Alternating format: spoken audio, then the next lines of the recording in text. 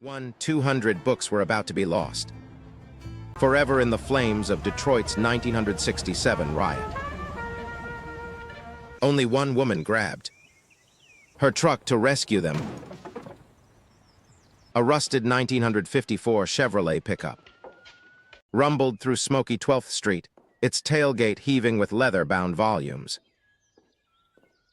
Eleanor Hayes, a 34-year-old African-American librarian, had watched the city burn from the second-floor window of the Michigan Central Library.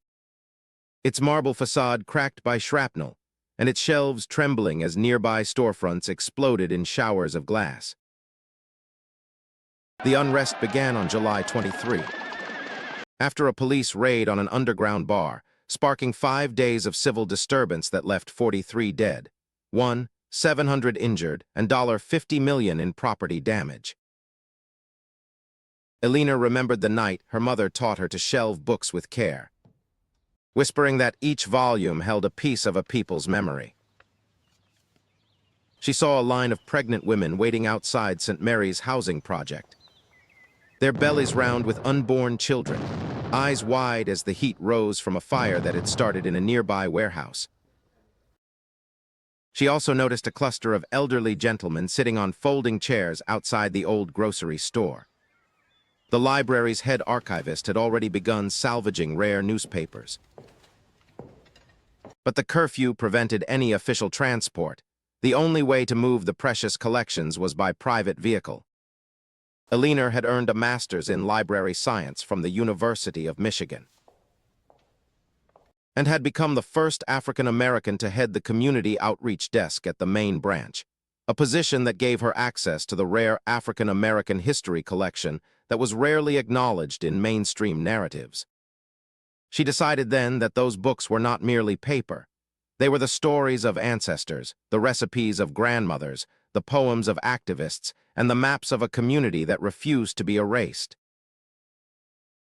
She slipped a key into the back door's lock, lifted the heavy metal gate, and guided the truck onto the street, loading it first with the most fragile volumes, first editions of Langston Hughes, local histories of the Great Migration, and community cookbooks that had fed generations.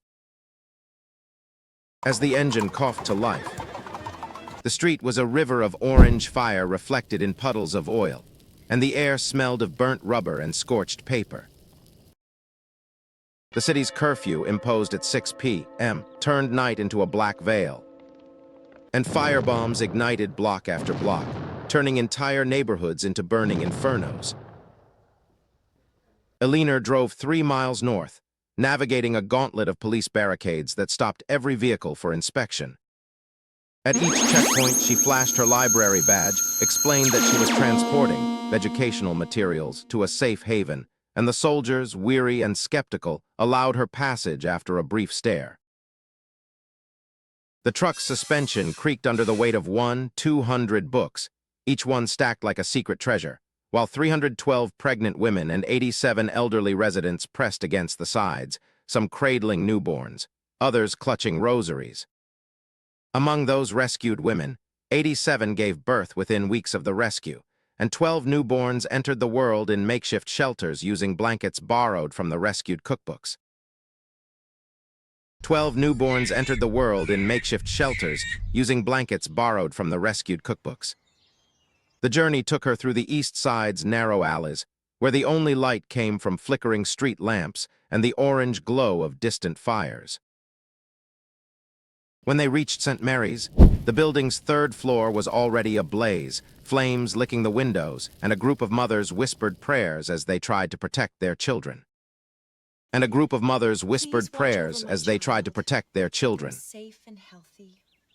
Eleanor shouted everyone onto the back, grabbed the books.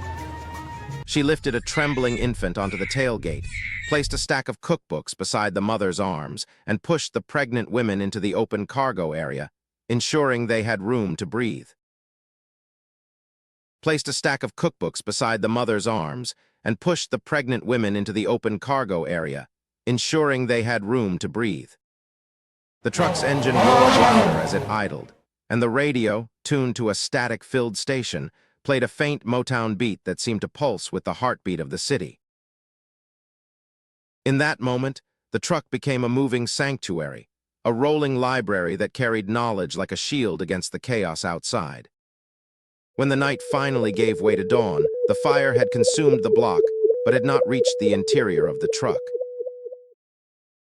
The rescued books, though scorched at the edges, remained legible, and the community gathered around a makeshift table in the church basement, reading aloud from rescued pamphlets and reciting poems that had once been taught in school. The community gathered around a makeshift table in the church basement, reading aloud from rescued pamphlets and reciting poems that had once been taught in school. Eleanor stayed until the last page was read, until the last child's eyes brightened with the stories of their ancestors. She never asked for recognition. She simply returned to the library the next day to reshelve what remained, to organize a community reading circle, and to mentor the teenagers who had watched her courage. Her quiet leadership inspired a network of neighborhood volunteers who began to protect other cultural landmarks, forming a silent brigade of caretakers who kept the city's memory alive. Decades later, a local historian uncovered a stack of handwritten thank you notes tucked inside the pages of a 1959 edition of The Souls of Black Folk, each note addressed to Miss Hayes, librarian, describing the night when the city burned but the story lived on. Those notes mention a midnight drive that saved the soul of the East Side. Eleanor retired in 1979, but the oral histories of Detroit's East Side still recount the tale of the librarian who drove a truck full of books through flames to keep a community alive. Her legacy is now part of the city's cultural curriculum, taught in schools as an example of how knowledge can become a lifeline when the world is on fire. The rescued books eventually found a new home in the Detroit Public Library's special collections, where they are displayed behind glass with a simple plaque. Saved by Eleanor Hayes, 1967. The plaque's words echo through the halls, reminding every visitor that the fight for preservation is not only fought by armies or politicians, but also by ordinary people who choose to act when history threatens to erase them. In a world where headlines devour the present, Eleanor's story shows that the most powerful resistance can be as quiet as turning a page. When you watch this, think of the 200 books that survived because one woman refused to let them burn. If this story moved you, smash that like button, hit subscribe, and drop a comment sharing a forgotten hero you've discovered, so more of these erased stories get told. Drop a comment sharing a forgotten hero you've discovered. In the end, the rescued books became a beacon, lighting the path for future generations to reclaim their own narratives.